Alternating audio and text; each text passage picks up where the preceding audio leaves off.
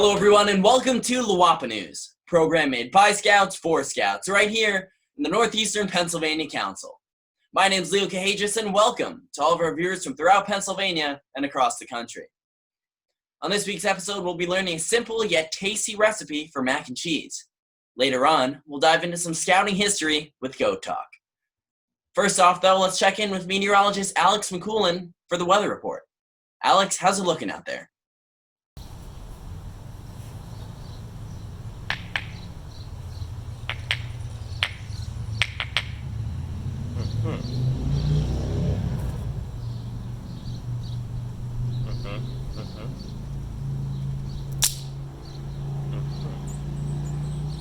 Well, there's going to be weather this week.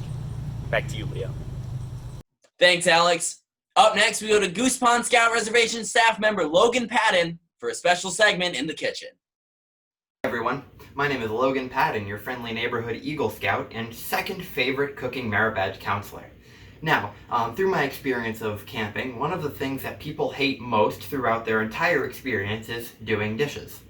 Well, luckily for you, with this recipe for macaroni and cheese, you will only ever have to do 3 dishes for it. Your pot, your cutting board, and your knife. This is a fairly easy recipe for mac and cheese with a solid amount of complex flavors and some interesting texture changes as well than your regular Kraft box. Good for camping too. All of the ingredients here are mostly shelf stable, if not can be kept in a cooler for a few days. So what you're going to need is a box of macaroni, a 10-ounce can of evaporated milk, a little bit of sea salt, we're using 1 tablespoon here, a 7-ounce, 8-ounce can of diced green chili peppers, 4 teaspoons of ground cumin, 16 ounces of extra sharp cheddar, 2 tomatoes, and about a 1/4 cup of an onion. I'm chopping up a whole onion because I like onion here. What I'm going to do now is I am going to boil the macaroni, I am going to grate the cheese, dice the tomatoes, and dice the onions off camera. But for now, let's shoot back to Leo for some goat talk. Thanks, Logan. While Logan finishes chopping up those onions for the mac and cheese, myself, along with some of our Lowwapanews goat correspondents, will look into a bit of scouting history. Here's an account from a scout in 1920 who will show us what the program was like almost 100 years ago during the Great Depression. Being a Boy Scout during the Depression wasn't glamorous. Few could afford new uniforms, so we conducted an annual drive to collect old ones. New members earned an old uniform by opening a savings account with at least $1. Our mothers patched them, then scrubbed them with homemade soap. The lye bleached out so much of the khaki color that a few skinny kids standing at attention could pass for a picket fence. We prized those old uniforms and often wore old school clothes on hikes to keep the uniforms clean. On one hike, as we lay sprawled along a trail for a rest, a forest ranger rushed up and asked if there were any survivors. Scouts couldn't expect much financial help from their parents, so they earned the 50-cent membership fee and nickel-a-week dues in various ways. Some of us raised pigs, cows, chickens, garlic, and onions, while others sold things like fertilizer. One patrol cleaned up rice after weddings at a local church. They didn't make much money, but they enjoyed rice pudding on every camping trip. Our packs bulged with quart jars of home-canned meat, fruits and vegetables, bottles of milk, sacks of flour, and potatoes. We took an iron skillet and Dutch oven, too. After one of our longer hikes, the Hyena Patrol asked to change its name to the Hernia Patrol because of all the weight. We learned to cut down weight by cooking on rocks, sticks, and coals. In the summer, we learned to build coolers rather than add another 50-pound block of ice to our packs. One patrol managed to solve the refrigeration problem by bringing live chickens to camp. They enjoyed fresh eggs all week. That's another edition of Goat Talk here on Lowwapanews. I hope that you enjoyed our Lowwapanews goat correspondence and also learned a little bit of scouting history. Hi, thank you, Leo. So as you can see, we have diced our tomato. I only decided to dice one because only half the people in my family like tomatoes, and I'm going to make it an add-on topping at the end. One of the keys to cooking is being able to edit your recipes if they need editing. I diced the onion, I grated the cheese, and I opened both cans. As well as that, I boiled the noodles with added a little bit of salt after the water was boiling, and put those in the sink to drain. Now what we're going to do is we're going to make our cheese sauce. So into this pot heating on low, we are going to put our cheese, our lovely 16 ounces of sharp cheddar, in here. I grated it myself. Shredding cheese, I'll get to that in a second. Our can of evaporated milk, that helps it make it creamy. Diced chilies for a more powerful flavor. We have two onions. As of here, you can see them diced.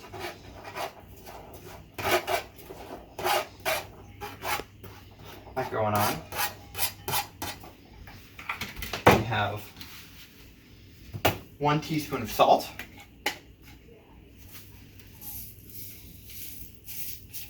Kosher salt, sea salt if you have it. If not, regular salt will work just as well. And cumin to give it a little extra kick at the end. We're going to be adding 4 teaspoons of this. So there's 1.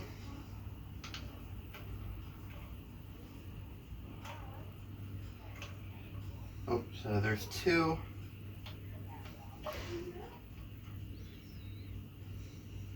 There's 3. I'm going to say that counts as 2. That's 4. We have all of that here. Now we're going to mix it and stir it until the cheese sauce is properly melted and turned all cheesy and that kind of stuff. One of the tricks to, the biggest tricks when melting cheese is that you want to shred your own cheese every time absolutely necessary. See, when you buy bagged cheese, it works, and you know the bag of shredded cheese you can buy at Wegmans or something. Those work, however, they don't melt nearly as well. That is because when they're bagged, this pre-shredded cheese is given, is coated in anti-sticking agents, something like cornstarch, to keep the cheese from melting together and sticking in the bag.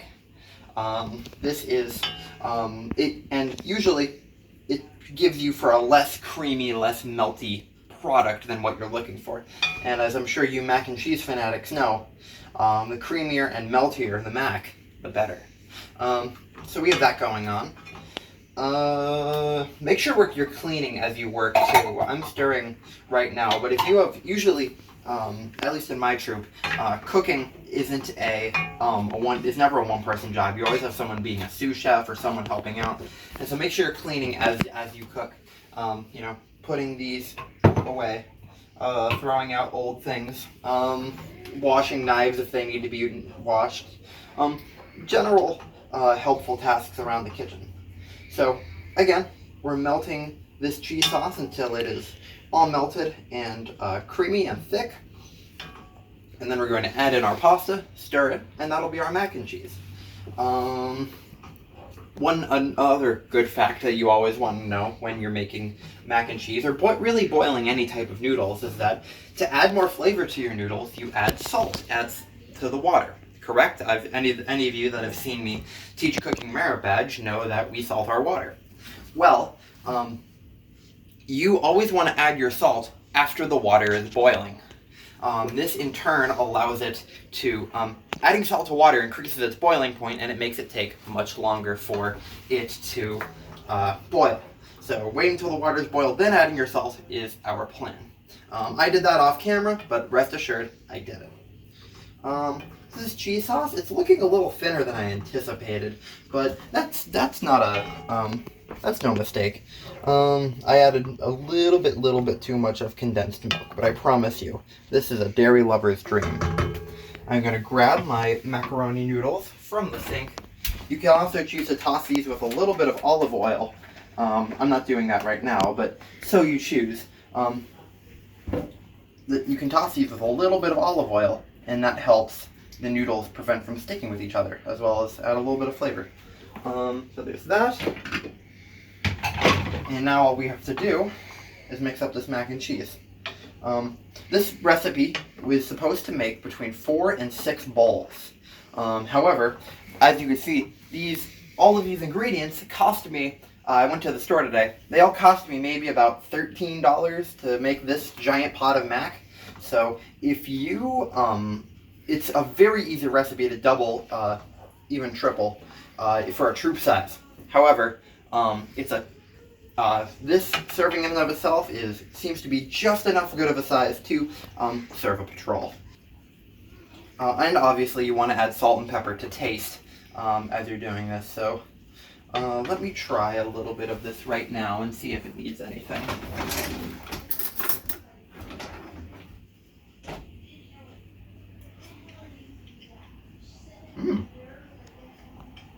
That's pretty good. No, it doesn't need anything right now. Maybe just a teeny more salt to give it help bring out a couple more of the flavors. But personally, I feel that my family that I'm making this for is going to be very shocked and very happy with how this mac and cheese came out. It looks underwhelming, and it looks a little bit, it doesn't look like the best mac and cheese, but frankly, this is surprising. I hope you all give it a shot. Thank you everyone for letting me know. As a finale, what I'm going to do is I'm going to serve a bowl of this so you can really see the mac and cheese. We'll use this ladle. We have that there. Scoop a couple spoonfuls of it into one of our good bowls.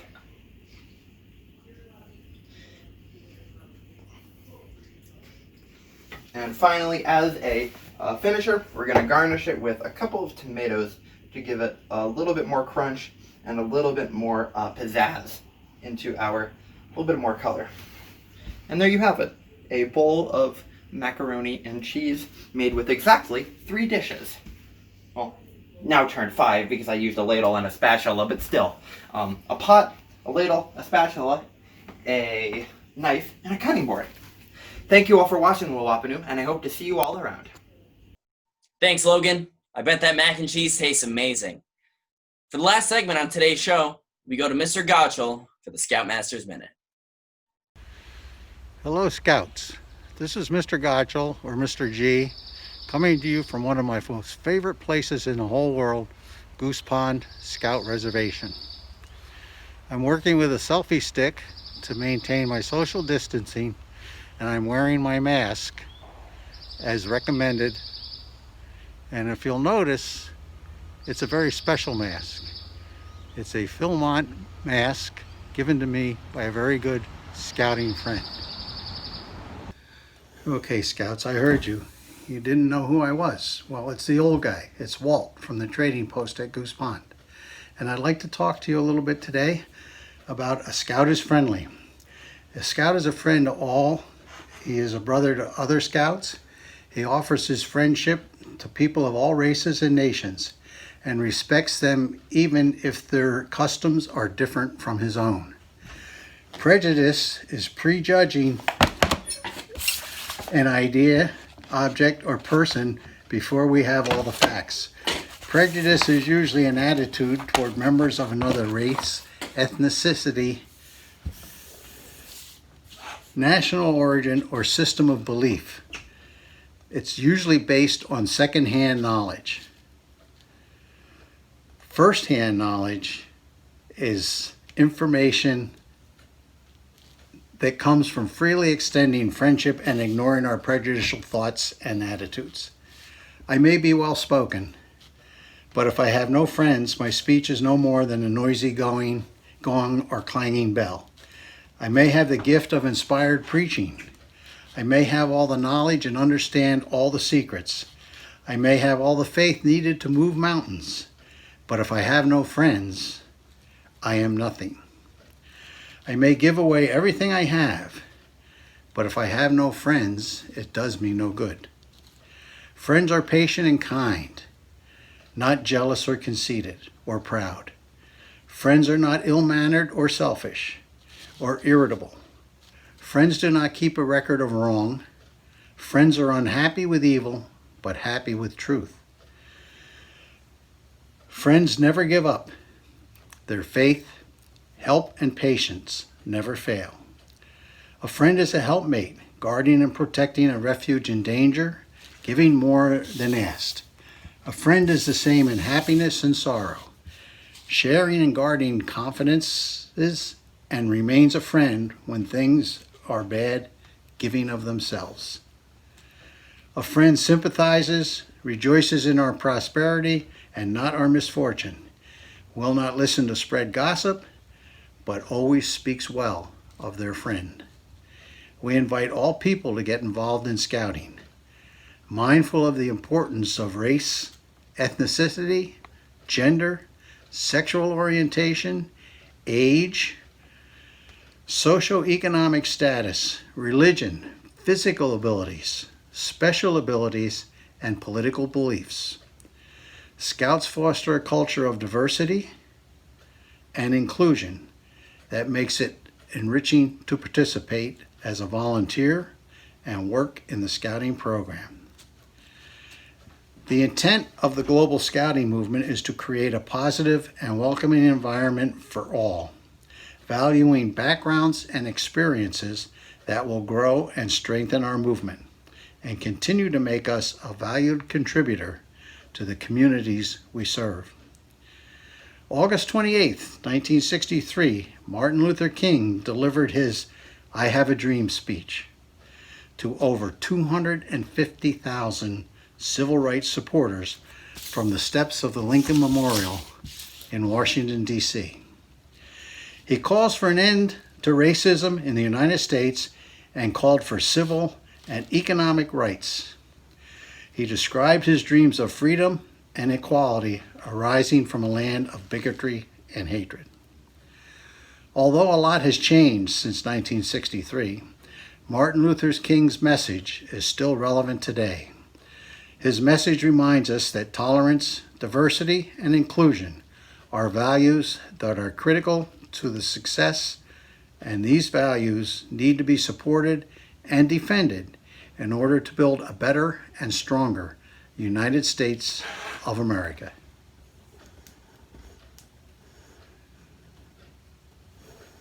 So long and good scouting. Thank you very much, Mr. Godchill. That'll do it for this week's episode of Lowwapanews. Thank you all for watching, and make sure you tune in for Lowwapanews episode 10, which will be a special field edition filmed entirely at Goose Pond Scout Reservation.